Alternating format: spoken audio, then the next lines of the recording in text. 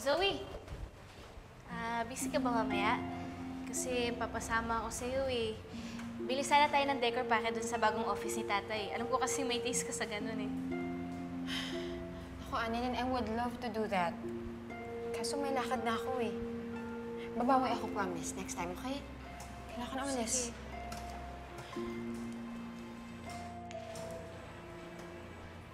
Teka, Zoe. Parang extra yung ganda mo today. May ka-date ka, no? Meron nga. Yan ba yung lalaki na kinukwento mo sa akin? Kayo na ba? Well, nagde-date pa lang kami. Siyempre, kailangan muna naming kilalanin yung isa't isa, di ba? Hindi naman ako nagmamadali. Kumusta? Mabait ba yan? Kumusta yung pamilya niya? Mabait ba sila? Okay ba sila? Baka mamaya may record yan sa NBI, ah. Kailangan makilala ko yan. Hindi mo siya kilala, Annalyn, pero mabait siya. Classmate ko siya nung elementary. Kakauwi lang kasi niya from London eh. Tapos nag-catch up kami. Hayaan mo pag official na kami, ipapaalam ko agad sa'yo. Alam ko na. Ba't di mo na lang siya isama sa birthday party ko? Ha? Huwag na. Hindi siguro sasama yun. Mahihain yun eh. Sige na, kailangan ko na umalis.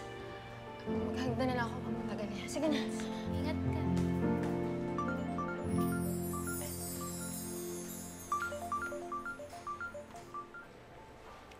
Hello, Tay? Hello, anak? Nasa Apex ka pa ba? Opo, pero pauwi na rin naman po ako. Sumabay ka na sa akin. Kailangan ko puntahan ng nanay mo. Something happened to her. Po, ano po nangyari? Ikakwento ko na lang sa'yo mamaya. Sige po. Sige, anak. Lynette, mauna na ako. Sabihan mo na lang ako kung may pupuntahan ka. Sasamahan kita. Kung tama nga si Katie na nakita niya si Carlos, dapat palagi kami kasama. Salamat. Tatay, ingat po. Ingat ka.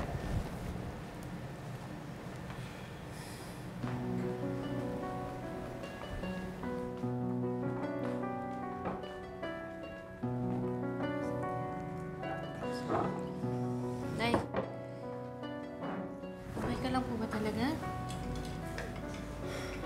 Alam niyo, natatakot ako eh. Natatakot na akong lumabas. Parang pakiramdam ko kahit saan ako magpunta, hindi na safe. Parang palagi na lang ako sinusundan ni Carlos. Alam ko na. Basta sasama kami, sasamahan ka namin. Kasi kapag nasa paligid si Carlos, maaamoy namin yan ni Chosa. Ay, huwag kang mag-alala. Pag nakita namin si Doc Carlos, bubugbugin namin ni Chang yun. Di ba, Chang? Oo. Oo. Totoo. Salamat sa inyo. Pero alam niyo, pinagtataka ko lang. Sino kaya yung hinabol niya kanina? At saka bakit? Nay, habang wala pa po tayong sagot sa mga tanong na yan, ang importante po, mag-iingat po tayo ngayon. Kasi kahit sino po sa atin pwedeng gawing biktima po ni Doc Carlos.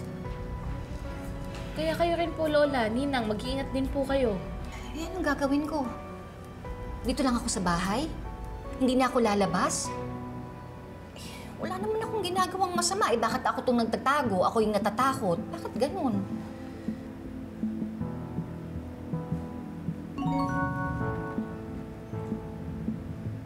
Si Ma'am Giselle nag-text. Gusto makipagkita sa akin mamaya. Hindi ba delikado yon? Eh, nga pinag-uusapan natin ngayon, di ba? Delikado, tapos lalabas ka. Bakit?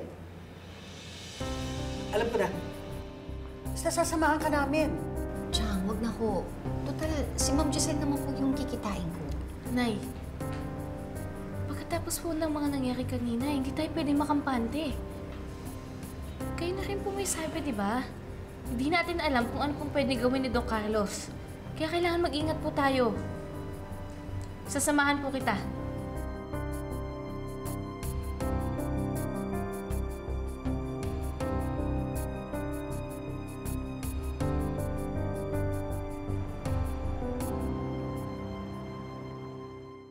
Dahan-dahan, may step. Dahan-dahan. Ano ba meron dito? Basta. Sige, diretso ka pa. Kinakabahan tuloy ako. Ano ba to? Ready ka na? Sige.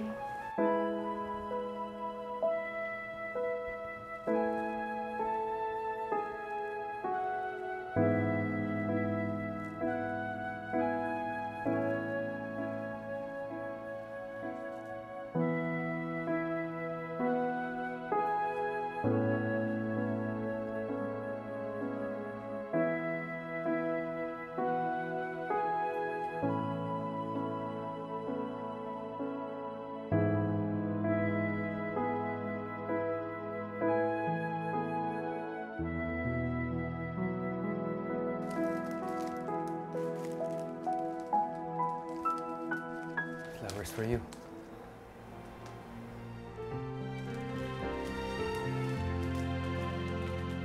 Gustuhan mo ba?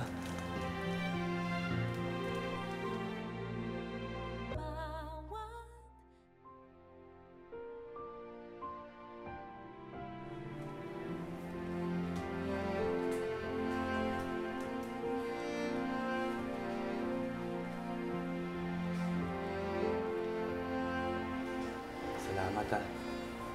Pinagbigyan mo ako. Nagustuhan ko. I really appreciate it.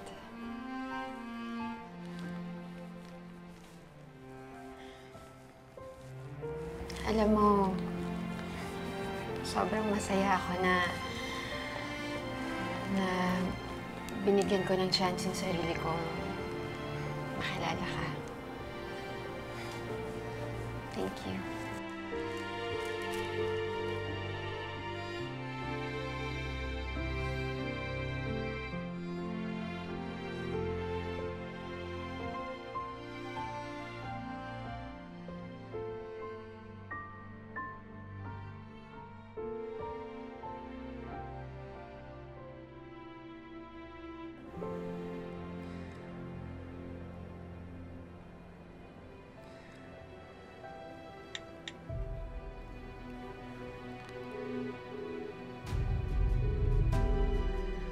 Nagawa ko na. Pwede ba? Huwag mong sasaktan si Tita Lynette. Hello? Hello?